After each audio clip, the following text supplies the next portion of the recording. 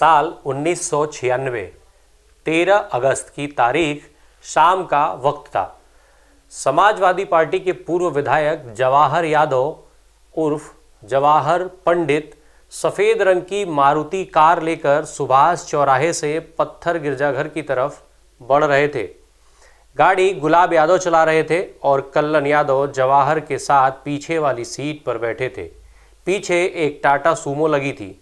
पहले सिनेमा के ठीक सामने यह तेज रफ्तार टाटा सिएरा आई और जवाहर पंडित की गाड़ी को ओवरटेक करते हुए सामने खड़ी हो गई, बिल्कुल फिल्मी अंदाज में। पीछे वाली टाटा सूमो मारुति के एकदम बराबर खड़ी हो गई। सूमो से हथियार लेकर निकला रामचंद्र त्रिपाठी उर्फ कल्लू। टाटा सिएरा से AK-47 लिए 4 लोग जवाहर पंडित को ललकारते हुए बाहर निकलते हैं। नाम था श्यामचरण करवरिया उर्फ मौला महाराज, कपिल मुनि करवरिया, सूरज भान करवरिया और उदय भान करवरिया। हाथ में AK-47 थामे मौला महाराज जवाहर पंडित की गाड़ी के पास गए और ललकारते हुए कहा, बाहर निकल जवाहर पंडित। फिर गोलियां चलने लगीं। 3 लोग सिर्फ जवाहर पंडित पर गोलियां बरसा रहे थे। शहर का सबसे पॉश इलाका AK-47 की तड़तड़ाहट से थर्रा गया। पहली बार, न भूतो न भविष्यति की तरह। सांसें थमने तक जवाहर पंडित के सिर से लेकर पांव तक गोलियां मारी गईं।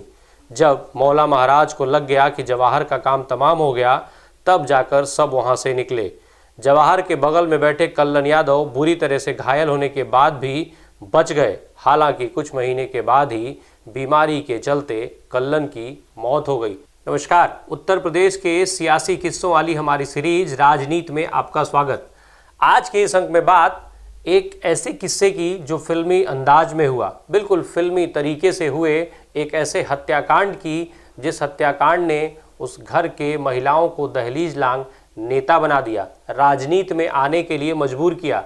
पर हम इस किस्से में आगे बढ़ें उससे पहले आपसे एक अपील, यदि आपको लगता है कि हम अपने पत्रकारिता धर्म का ईमानदारी पूर्वक निर्वहन कर रहे हैं तो आप हमें सहयोग करें। सहयोग, हमारी वीडियोस को अपनों तक पहुंचाइए, इसे खूब शेयर करिए, हमारे चैनल को सब्सक्राइब कीजिए और साथ ही आर्थिक रूप से हमें सहयोग कीजिए। आर्थिक रूप से सहयोग करने के लिए सभी जरूरी डिटेल्स आपको चैनल पर मिल जाएंगी।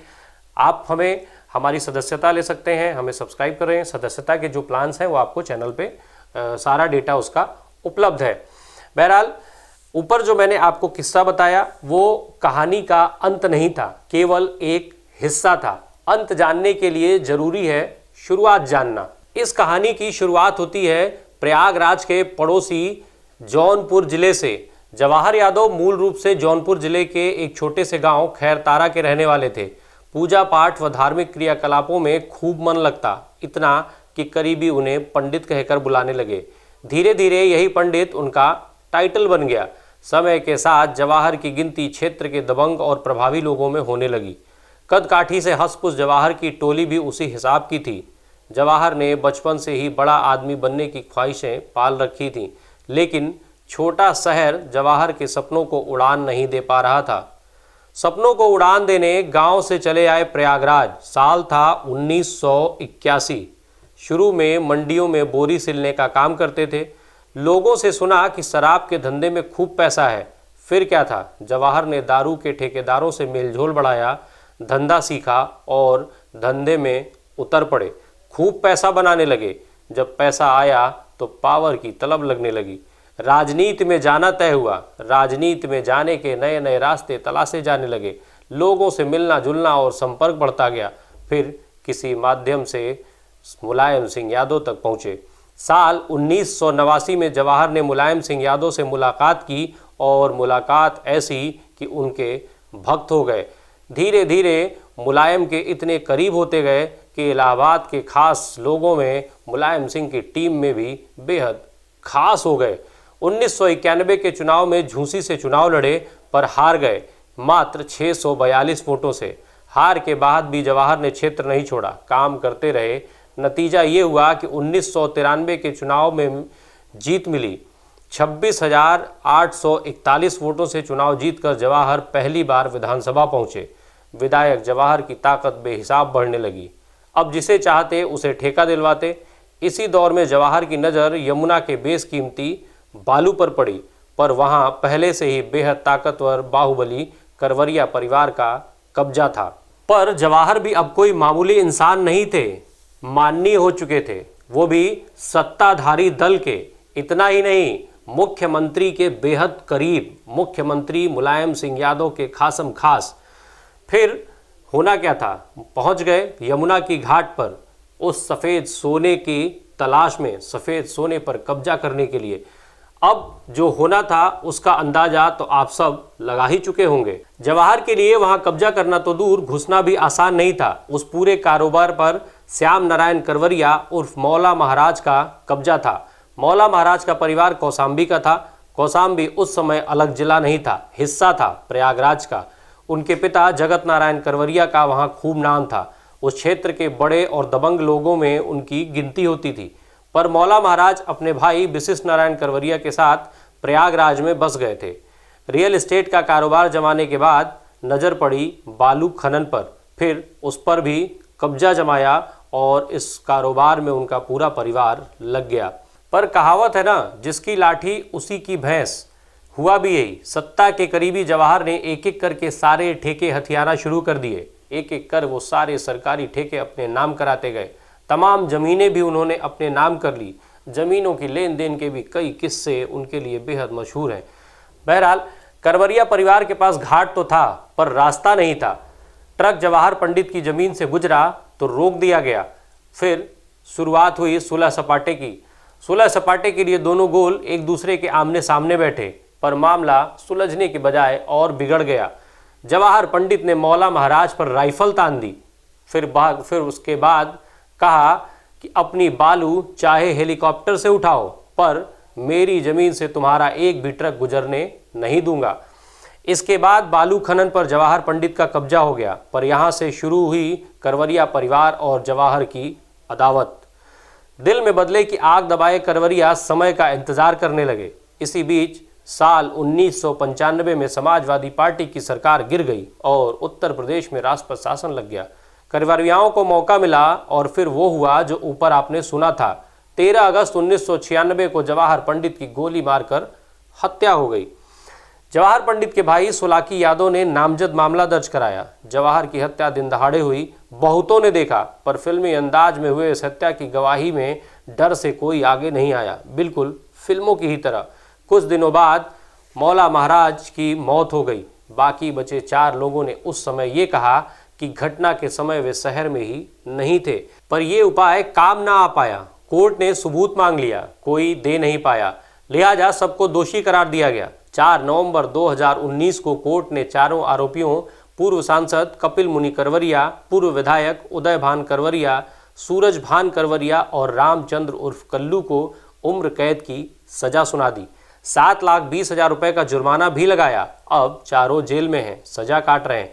शादी ब्याह या जीने मरने में बाहर आते हैं, लोगों से मिलते जुलते हैं और फिर वापसी हो जाती है जेल में।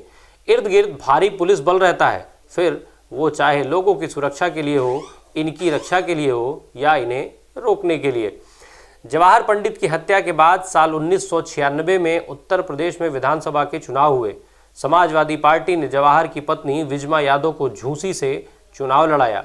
विजमा 12,000 वोटों से ये चुनाव जीती। शादी के महज 6 साल के भीतर पति की हत्या ने विजमा को घूंघट वाली बहू से विधायक बना दिया। 2002 का चुनाव भी विजमा जीती, इस बार 18,000 के अंतर से। 2007 में चुनाव हार गईं। 2012 में फिर विधायक बनी, पर 2017 के विधानसभा चुनाव में हार का सामना करना पड़ा। 2016 में बेटी ज्योति यादव को ब्लॉक प्रमुख बनवाया फूलपुर से, पर सरकार जाते ही अविश्वास प्रस्ताव आ गया और प्रमुखी छोड़नी पड़ी। दूसरी तरफ सजा याफ्ता करवरिया परिवार पर भरोसा दिखाते हुए 2017 के विधानसभा चुनाव में भारतीय जनता पार्टी ने उदय भान की पत्नी नीलम करवरिया को मेजा विधानसभा सीट से उम्मीदवार बनाया। नीलम ने पहली बार भारतीय जनता पार्टी को इस सीट पर जीत दिलाई, वो अभी विधायक हैं। ये तो कहानी है 2 बाहुबली परिवारों की, उनके रसूख की, मनबढ़ई की और फिर सियासत और जीवन के खात्मे की। इस हत्याकांड ने दोनों परिवारों की महिलाओं को दहलीज लांग घर से बाहर निकालकर नेता बनने पर मजबूर कर दिया। 2022 में हो रहे इस विधानसभा चुनाव में इस दोनों परिवारों की महिलाएं एक बार फिर चुनावी मैदान में हैं। भारतीय जनता पार्टी ने एक बार फिर जहां नीलम करवरिया पर भरोसा दिखाते हुए उन्हें मेजा की विधानसभा सीट से चुनाव मैदान में उतारा है, तो वहीं समाजवादी पार्टी ने विजमा को प्रतापपुर की विधानसभा सीट से उम्मीदवार बनाया है। ये दोनों महिलाएं जोर शोर से अपने प्रचार अभियान में जुड़ी हुई हैं। इनके समर्थन में बड़े नेता भी, जो पार्टी के बड़े नेता हैं जैसे अमित शाह और अखिलेश यादव जैसे लोग, अब उनकी विधानसभा सीटों पर प्रचार के लिए जाते रहे हैं। वहीं जो आंकड़ों की बात की जाए तो प्रतापपुर में करीब 4,04,518 वोटर्स हैं, जिसमें 2,16,559 पुरुष मतदाता हैं, 1,85,916 महिला मतदाताओं की संख्या है। प्रतापपुर की ये जो आंकड़े हैं, इसमें जो जातिगत समीकरण है वो भी समाजवादी पार्टी के उम्मीदवार के फेवर में जाते हैं। वहीं मेजा के विधानसभा की सीट की बात की जाए तो मेजा में करीब 3,24,789 वोटर्स हैं, जिसमें 1,78,868 पुरुष मतदाता हैं, तो 1,45,905 महिला मतदाताओं की संख्या है। यहाँ 27 फरवरी को 5वें चरण यानी आज वहाँ पर मतदान हो रहा है। पिछला चुनाव जो 2017 में विधानसभा का चुनाव हुआ, 17वीं विधानसभा का चुनाव, उस विधानसभा चुनाव में प्रयागराज की 12 सीटों में 9 सीटें भारतीय जनता पार्टी के खाते में गई थी। इसमें केवल एक ही सीट यहाँ पर समाजवादी पार्टी को हासिल हो पाई थी। अब जब इन दोनों परिवारों की एक एक महिलाएं चुनावी मैदान में हैं, तो देखना ये होगा कि इनका कितना असर इनकी विधानसभा सीटों पर रहता है। इस जो हत्याकांड के बाद परिस्थितिवश नेता बनी, उनके कामों को जनता कितना सराहती है। हालांकि विजमा यादव पर जनता पहले भरोसा कर चुकी है, वो 3 बार विधायक रह चुकी हैं। हालांकि नीलम करवरिया पहली बार विधायक रही थी। उसका बहुत बड़ा शायद कारण ये रहा था कि जिस समय करवरिया बंधुओं को, जब करवरिया बंधु जेल में थे, तब वो बार बार कहते थे कि उनकी अगली पीढ़ियां जो है वो राजनीति में नहीं आएंगी। पर जब मेरा ख्याल उनको शायद ये लगता रहा होगा कि वो बरी हो जाएंगे इस मामले में, पर जब ऐसा नहीं हो पाया तो जब उन्हें सजा होने की संभावनाएं बढ़ गई, सजा हो गई, तो उसके बाद ये माना, तब उसके बाद भाजपा ने नीलम करवरिया को चुनाव मैदान में उतारा था। अब देखना ये होगा कि नीलम करवरिया के काम पर जनता कितना भरोसा कर पाती है। विजमा यादव पर पहले भरोसा कर चुकी है, क्या फिर से वो भरोसा विजमा यादव बना पाती हैं लोगों के बीच में या नहीं, ये तो खैर चुनाव परिणाम आने के बाद पता चलेगा। बहरहाल एक चीज़ साफ है कि ये जो पूरा घटनाक्रम है, इस घटनाक्रम ने इन दोनों सियासी परिवारों के रसूख को घटाया, जान माल का नुकसान कराया, और इस पूरे घटनाक्रम से किसी भी परिवार को कुछ हासिल नहीं हो पाया। बहरहाल ये आज के किस्से में इतना ही। किसी और सियासी किस्से के साथ और दूसरी घटनाओं के साथ अगले एपिसोड में हमारी फिर भेंट होगी। तब तक हमारे साथ बने रहिए। यूट्यूब पर हमें सब्सक्राइब कीजिए, फेसबुक पर हमारे पेज को लाइक कीजिए। धन्यवाद।